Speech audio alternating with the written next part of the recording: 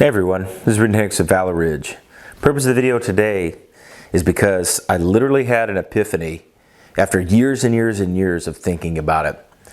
Many people have asked me, Reid, what do you think the issue is in the country? What do you think the main problem is? What do you think so many of the issues that involve our government, our citizenry, and what's the main crux of the problem? Well, I can tell you this, the biggest issue is envy and covetousness. And it's this desire by leftists, statists, whatever you want to call them, people that don't believe in freedom. It's their absolute desire to punish anybody that doesn't toe their line, to punish anybody that disagrees with them. One of the biggest issues is if you seek to live a life on your own merit, according to your pursuit of happiness, there are going to be people that want to punish that. This is no more obvious than in today's society. You speak out against the official narrative, punishment. Disagree with whatever government agency, punishment. How dare you keep your money that you earn for a living? Punishment, taxation. How dare you have the right to keep and bear arms? Gun control, punishment. How dare you drive a gas car? We're going to punish you with high gas prices, and in some places we're going to tax you by the miles that you drive. See, it's all about punishment. It's all about operant conditioning. It's all about making people fearful, and it's all about making sure that you never ever challenge the people in charge or challenge the popular narrative of the day.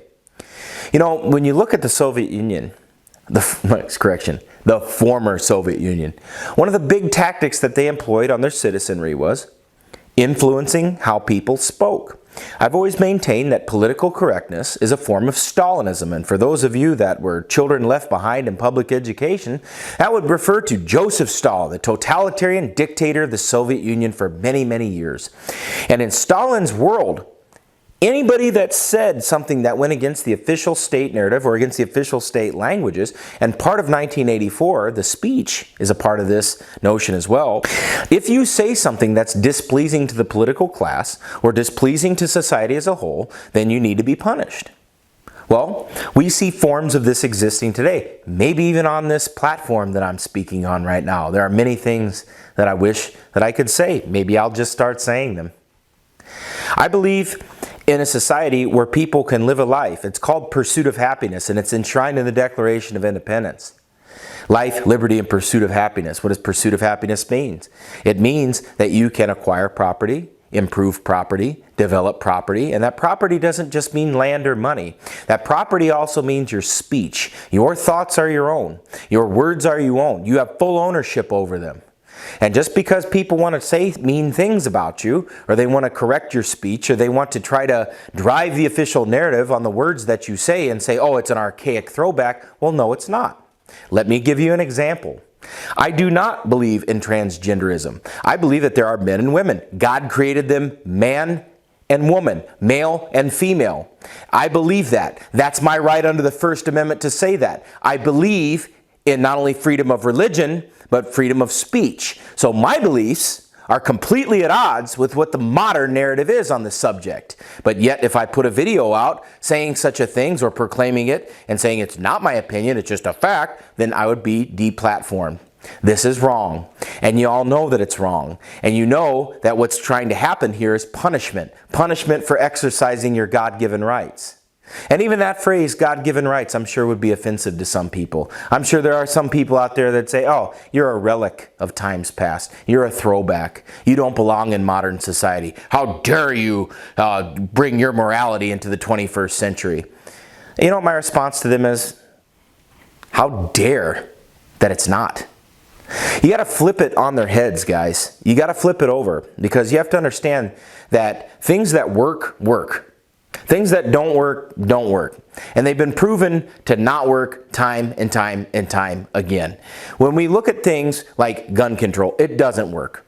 Look at the most violent towns in the United States of America. Los Angeles, Chicago, Atlanta, New York, all of California. Anywhere else where there's rampant libtardism running around. And you're going to find that there's a hell of a lot of violence compared to everywhere else. It doesn't work. Gun control doesn't work. Legislating free speech that doesn't work either. Legislating morality, that doesn't work either.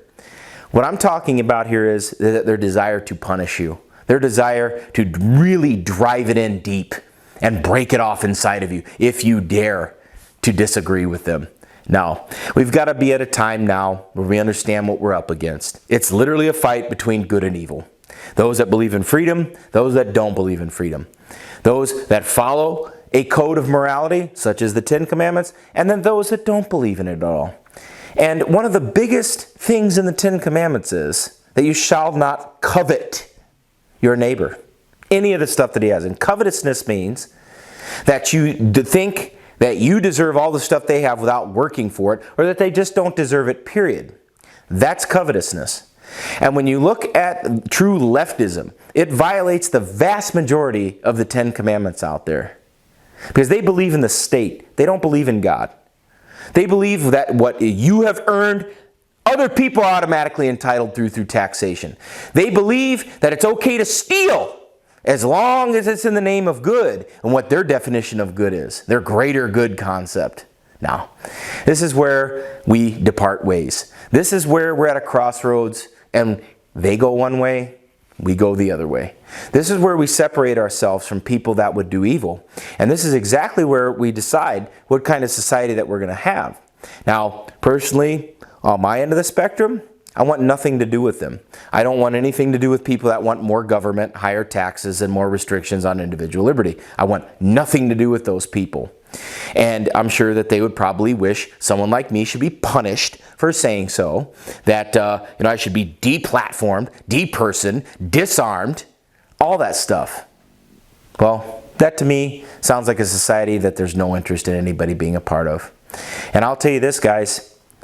The time has come to realize that their agenda is punishment for the sake of punishment, control for the sake of control. And we have to reject that. And we have to look them straight in the face and with a resounding voice tell them no, which is a word that they've never heard in their Arrested Development lives. If you found the information in the video helpful, subscribe to the channel, follow me on social media, that link is down below. And if you want to learn how to tell those that would have tyrannical authority over your life no via the Second Amendment, come on out to Valor Ridge. We can teach you how to do just that.